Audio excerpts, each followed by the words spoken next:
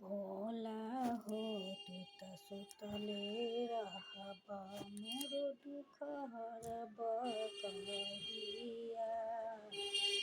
भोला हो तू त सुतले रहबा मोर दुख हरबा कहिया।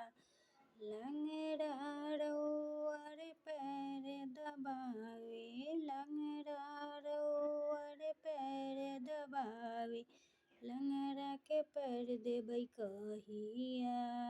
भोला हो तू त सुतले रहबा मोरो दुख हरबा कहिया। बाझिन रउअर पैर दबावे, बाझिन के पुत्र देबै कहिया।